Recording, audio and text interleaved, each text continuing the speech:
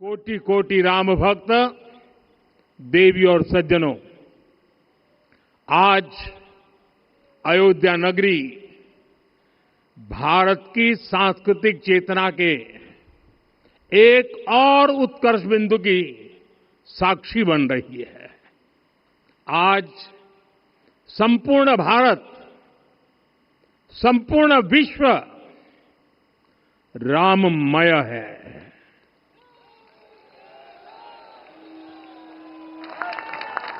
हर राम भक्त के हृदय में अद्वितीय संतोष है, असीम कृतज्ञता है, अपार अलौकिक आनंद है।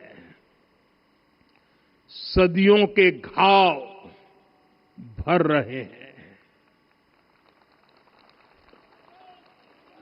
सदियों की वेदना आज विराम पा रही है।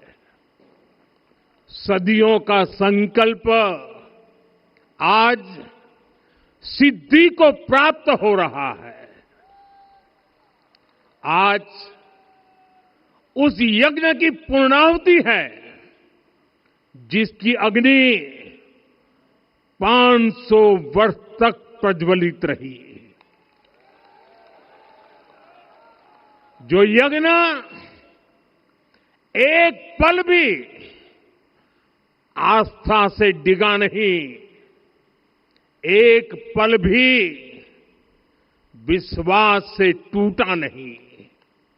आज भगवान श्री राम के गर्भगृह की अनंत ऊर्जा, श्री राम परिवार का दिव्य प्रताप इस धर्म ध्वजा के रूप में इस दिव्यतम भव्यतम मंदिर में प्रतिष्ठापित हुआ है। और साथियों, ये धर्म ध्वजा केवल एक ध्वजा नहीं, ये भारतीय सभ्यता के पुनर्जागरण का ध्वज है। इसका भगवा रंग, इस पर रचित सूर्य वंश की ख्याति, वर्णित होम शब्द और अंकित कोविदार वृक्ष राम राज्य की कीर्ति को प्रतिरूपित करता है। ये ध्वज संकल्प है, ये ध्वज सफलता है, ये ध्वज संघर्ष से सृजन की गाथा है, ये ध्वज सदियों से चले आ रहे स्वप्नों का साकार स्वरूप है। ये ध्वज संतों की साधना और समाज की सहभागिता की सार्थक परिणति है। साथियों, आने वाली सदियों और सहस्त्र शताब्दियों तक ये धर्म ध्वज प्रभु राम के आदर्शों और सिद्धांतों का उद्घोष करेगा। ये धर्म ध्वज आह्वान करेगा, सत्यमेव जयते नानृतम, यानी जीत सत्य की ही होती है, असत्य की नहीं। ये धर्म ध्वज उद्घोष करेगा, सत्यम एक पदम ब्रह्म सत्य धर्म प्रतिष्ठित, अर्थात सत्य ही ब्रह्म का स्वरूप है, सत्य में ही धर्म स्थापित है। ये धर्म ध्वज प्रेरणा बनेगा, प्राण जाए पर वचन न जाहि, अर्थात जो कहा जाए वही किया जाए। ये धर्म ध्वज संदेश देगा, कर्म प्रधान विश्व रची राखा, अर्थात विश्व में कर्म और कर्तव्य की प्रधानता हो। ये धर्म ध्वज कामना करेगा बैर न विग्रह आस न त्रासा, सुखमय ताही सदा सब आशा। यानी भेदभाव, पीड़ा, परेशानी से मुक्ति, समाज में शांति और सुख हो, ये धर्म ध्वज हमें संकल्पित करेगा। नहीं दरिद्र कोउ दुखी न दीना, यानी हम ऐसा समाज बनाएं जहां गरीबी न हो, कोई दुखी या लाचार न हो। साथियों, हमारे ग्रंथों में कहा गया है, आरोपितम ध्वजम दृष्ट्वा ये अभिनंदनित धार्मिका ते अपि सर्वे प्रमुच्यते महापातक कोटि भी। यानी जो लोग किसी कारण मंदिर नहीं आ पाते और दूर से मंदिर के ध्वज को प्रणाम कर लेते हैं, उन्हें भी उतना ही पुण्य मिल जाता है। साथियों, ये धर्म ध्वज भी इस मंदिर के ध्येय का प्रतीक है। ये ध्वज दूर से ही राम लला की जन्मभूमि के दर्शन कराएगा और युगों युगों तक प्रभु श्री राम के आदेशों और प्रेरणाओं को मानव मात्र तक पहुंचाएगा। साथियों, मैं संपूर्ण विश्व के करोड़ों राम भक्तों को इस अविस्मरणीय क्षण की, इस अद्वितीय अवसर की हार्दिक शुभकामनाएं देता हूं। मैं आज उन सभी भक्तों को भी प्रणाम करता हूं, हर उस दानवीर का भी आभार व्यक्त करता हूं जिसने राम मंदिर निर्माण के लिए अपना सहयोग दिया। मैं राम मंदिर के निर्माण से जुड़े हर श्रमवीर, हर कारीगर, हर योजनाकार, हर वास्तुकार, सभी का अभिनंदन करता हूं। साथियों, अयोध्या वह भूमि है जहां आदर्श आचरण में बदलते हैं। यही वह नगरी है जहां श्री श्री राम ने अपना जीवन पथ शुरू किया था।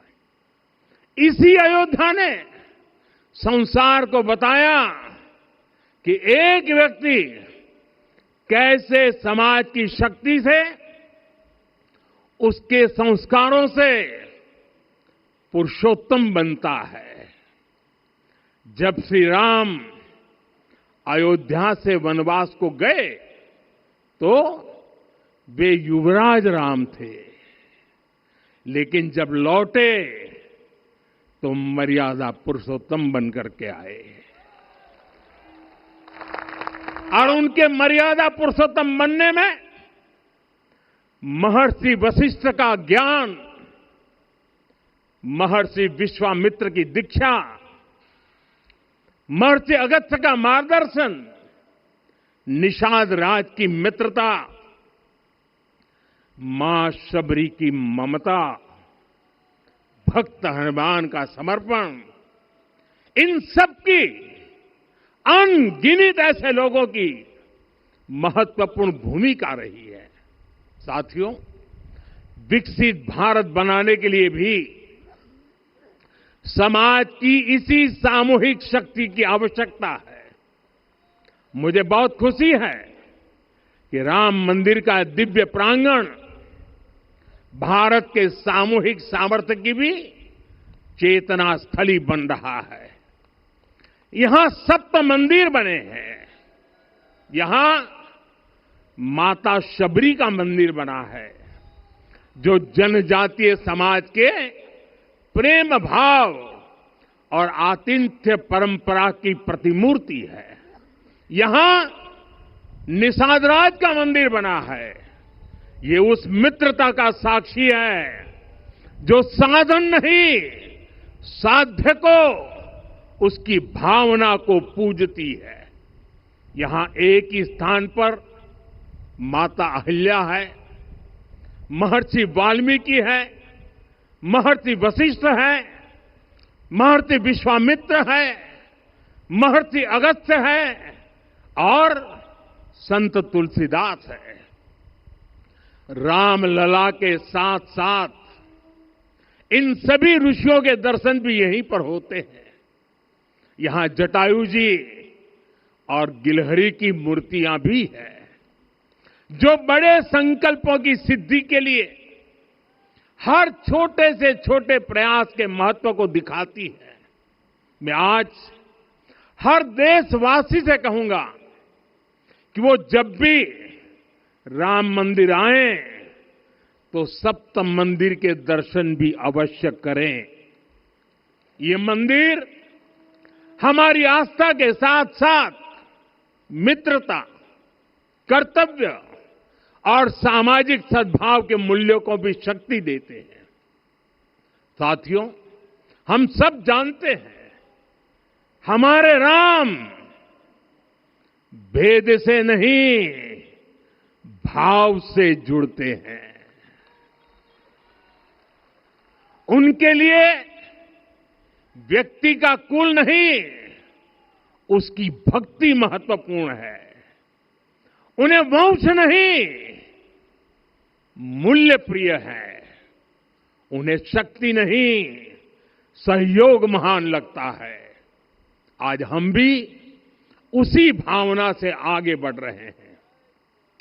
पिछले 11 वर्षों में महिला, दलित, पिछड़े, अति पिछड़े, आदिवासी, वंचित, किसान, श्रमिक, युवा, हर वर्ग को विकास के केंद्र में रखा गया है। जब देश का हर व्यक्ति, हर वर्ग, हर क्षेत्र सशक्त होगा, तब संकल्प की सिद्धि में सबका प्रयास लगेगा और सबके प्रयास से ही 2047 जब देश आजादी के 100 साल मनाएगा, हमें 2047 तक विकसित भारत का निर्माण करना ही होगा। साथियों, रामलला की प्राण प्रतिष्ठा के ऐतिहासिक अवसर पर मैंने राम से राष्ट्र के संकल्प की चर्चा की थी। मैंने कहा था कि हमें आने वाले 1000 वर्षों के लिए भारत की नींव मजबूत करनी है। हमें याद रखना है, जो सिर्फ वर्तमान का सोचते हैं वो आने वाली पीढ़ियों के साथ अन्याय करते हैं। हमें वर्तमान के साथ साथ भावी पीढ़ियों के बारे में भी सोचना है, क्योंकि हम जब नहीं थे ये देश तब भी था, जब हम नहीं रहेंगे ये देश तब भी रहेगा। हम एक जीवंत समाज है, हमें दूरदृष्टि के साथ ही काम करना होगा। हमें आने वाले दशकों, आने वाली सदियों को ध्यान में रखना ही होगा। और साथियों, इसके लिए भी हमें प्रभु राम से सीखना होगा। हमें उनके व्यक्तित्व को समझना होगा। हमें उनके व्यवहार को आत्मसात करना होगा।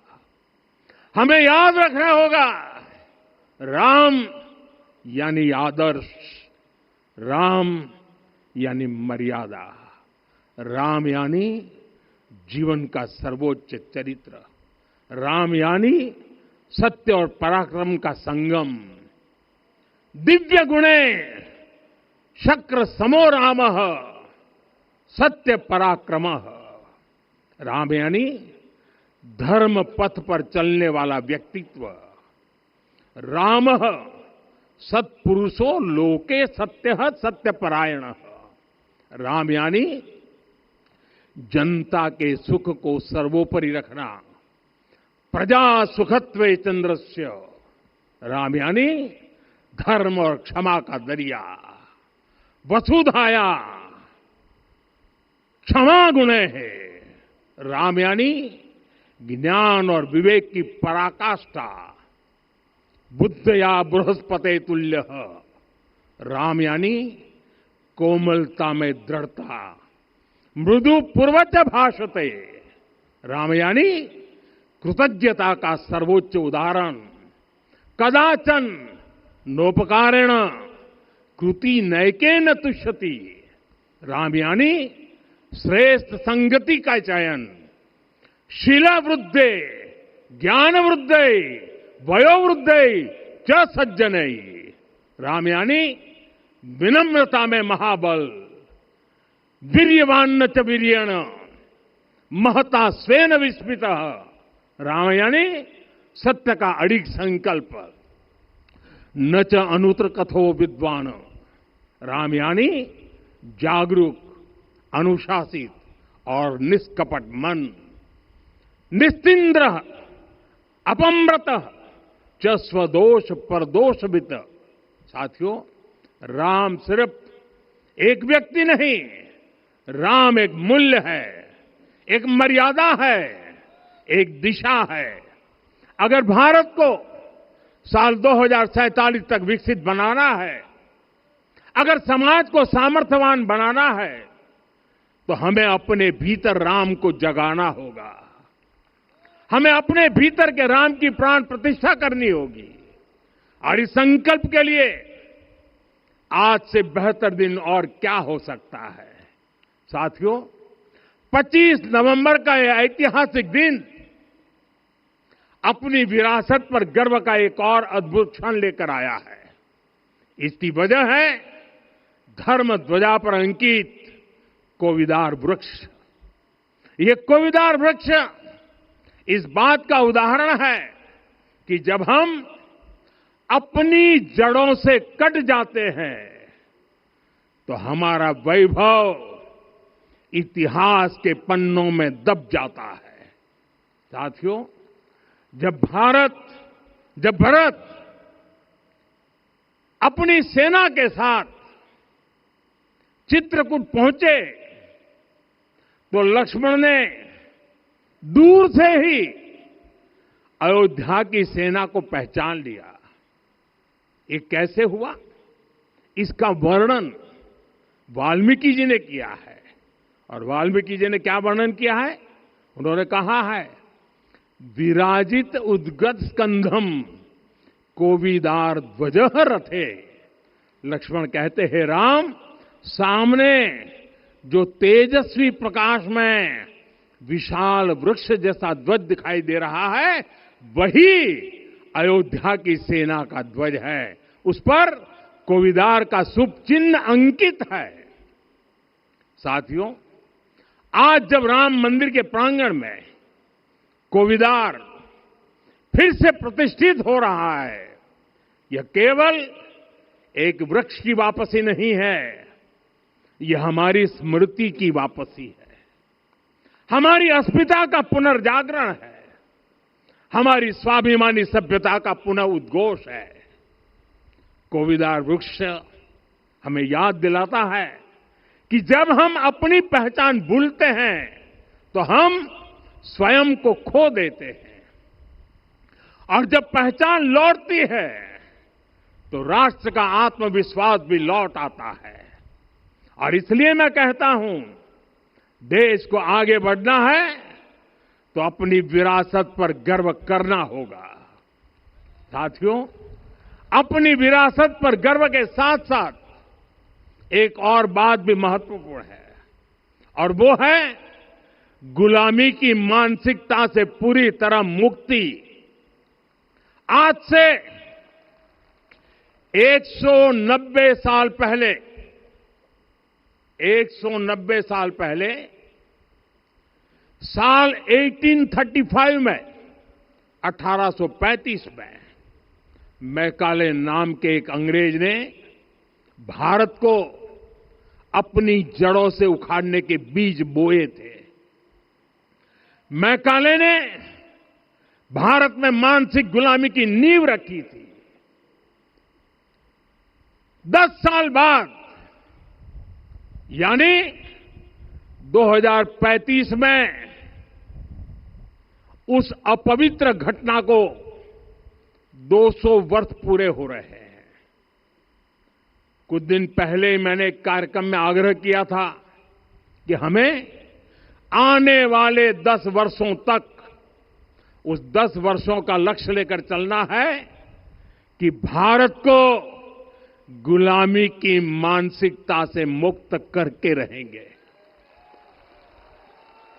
साथियों, सबसे बड़ा दुर्भाग्य यह है कि मैकाले ने जो कुछ सोचा था उसका प्रभाव कहीं व्यापक हुआ।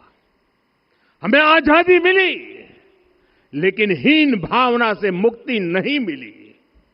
हमारे यहां एक विकार आ गया कि विदेश की हर चीज, हर व्यवस्था अच्छी है और जो हमारी अपनी चीजें हैं उनमें खोट ही खोट है। साथियों, गुलामी की यही मानसिकता है जिसने लगातार यह स्थापित किया। हमने विदेशों से लोकतंत्र लिया। कहा गया कि हमारा संविधान भी विदेश से प्रेरित है, जबकि सच ये है कि भारत लोकतंत्र की जननी है, मदर ऑफ डेमोक्रेसी है। लोकतंत्र हमारे डीएनए में है। साथियों, अगर आप तमिलनाडु जाएंगे तो तमिलनाडु के उत्तरी हिस्से में उत्तीरमेरूर गांव है। वहां हजारों वर्ष पहले का एक शिलालेख है। उसमें बताया गया है कि उस कालखंड में भी कैसे लोकतांत्रिक तरीके से शासन व्यवस्था चलती थी, लोग कैसे सरकार चुनते थे। लेकिन हमारे यहां तो मैग्ना कार्टा की प्रशंसा का ही चलन रहा। हमारे यहां भगवान बसवन्ना, उनके अनुभव मंटपा की जानकारी भी सीमित रखी गई। अनुभव मंटपा यानी जहां सामाजिक, धार्मिक और आर्थिक विषयों पर सार्वजनिक बहस होती थी, जहां सामूहिक सहमति से निर्णय लिए जाते थे। लेकिन गुलामी की मानसिकता के कारण इस भारत की कितनी ही पीढ़ियों को इस जानकारी से भी वंचित रखा गया। साथियों, हमारी व्यवस्था के हर कोने में गुलामी की इस मानसिकता ने डेरा डाला हुआ था। अब याद करिए, भारतीय नौसेना का ध्वज सदियों तक उस ध्वज पर ऐसे प्रतीक बने रहे जिनका हमारी सभ्यता, हमारी शक्ति, हमारी विरासत से कोई संबंध नहीं था। अब हमने नौसेना के ध्वज से गुलामी के हर प्रतीक को हटाया है। हमने छत्रपति शिवाजी महाराज की विरासत को स्थापित किया है। और ये सिर्फ एक डिजाइन में बदलाव नहीं हुआ, ये मानसिकता बदलने का क्षण था। ये वो घोषणा थी कि भारत अब अपनी शक्ति अपने प्रतीकों से परिभाषित करेगा, न कि किसी और की विरासत से। और साथियों, यही परिवर्तन आज अयोध्या में भी दिख रहा है। साथियों, ये गुलामी की मानसिकता ही है जिसने इतने वर्षों तक रामत्व को नकारा है। भगवान राम अपने आप में एक वैल्यू सिस्टम है।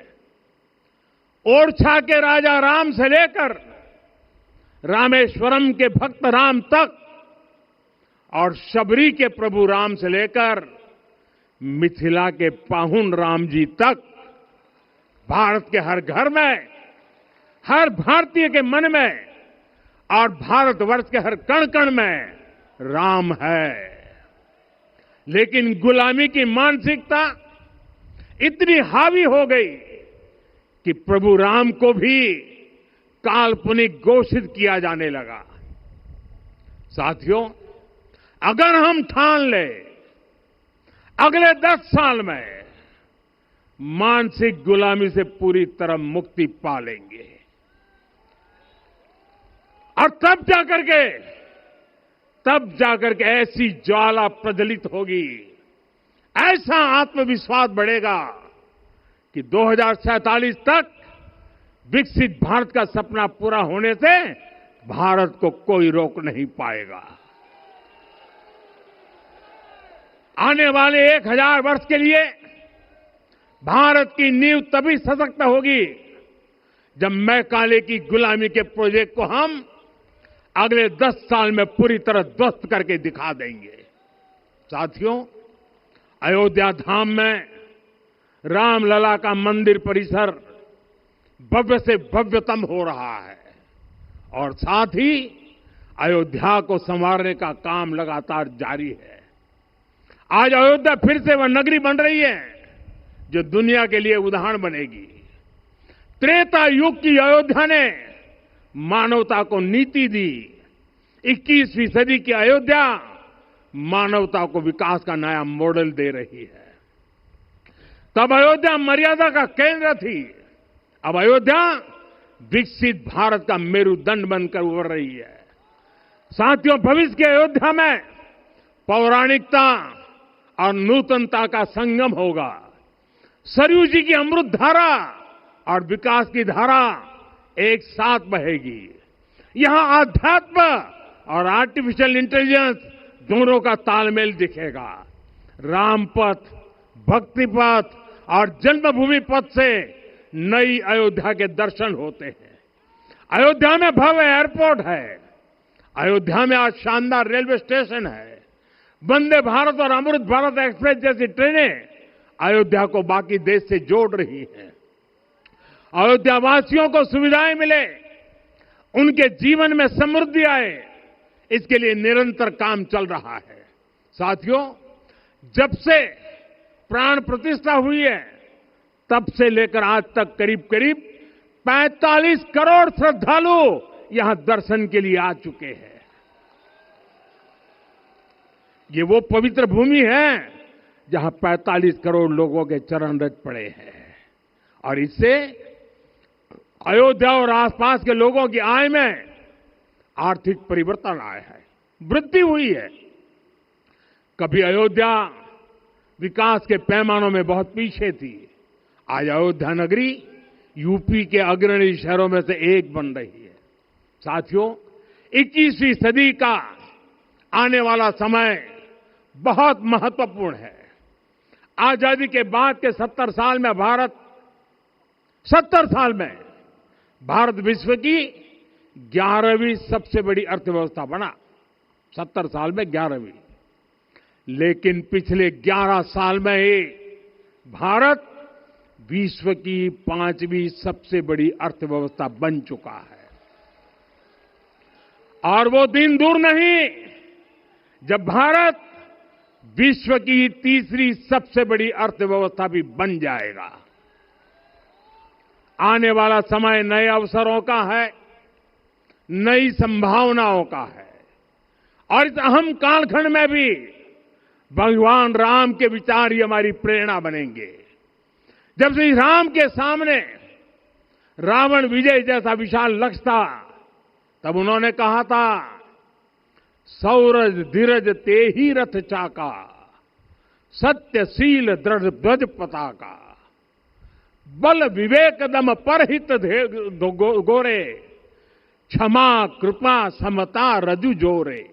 यानी रावण पर विजय पाने के लिए जो रथ चाहिए, शौर्य और धैर्य उसके पहिए हैं, उसकी ध्वजा सत्य और अच्छे आचरण की है, बल विवेक संयम और परोपकार इस रथ के घोड़े हैं। लगाम के रूप में क्षमा, दया और समता है जो रथ को सही दिशा में रखते हैं। साथियों, विकसित भारत की यात्रा को गति देने के लिए ऐसा ही रथ चाहिए, ऐसा रथ जिसके पहिए शौर्य और धैर्य हो, यानी चुनौतियों से टकराने का साहस भी हो और परिणाम आने तक दृढ़ता से डटे रहने का धैर्य भी हो। ऐसा रथ जिसकी ध्वजा सत्य और सर्वोच्च आचरण हो, यानी नीति, नियत और नैतिकता से समझौता कभी न हो। ऐसा रथ जिसके घोड़े बल, विवेक, संयम और परोपकार हो, यानी शक्ति भी हो, बुद्धि भी हो, अनुशासन भी हो और दूसरों के हित का भाव भी हो। ऐसा रथ जिसकी लगाम क्षमा, करुणा और संभाव हो, यानी जहां सफलता का अहंकार नहीं और असफलता में भी दूसरों के प्रति सम्मान बना रहे। और इसलिए मैं आदरपूर्वक कहता हूं, ये पल कंधे से कंधा मिलाने का है, ये पल गति बढ़ाने का है। हमें वो भारत बनाना है जो राम राज्य से प्रेरित हो, और ये तभी संभव है जब स्वयं हित से पहले देश हित होगा, जब राष्ट्र हित सर्वोपरि रहेगा।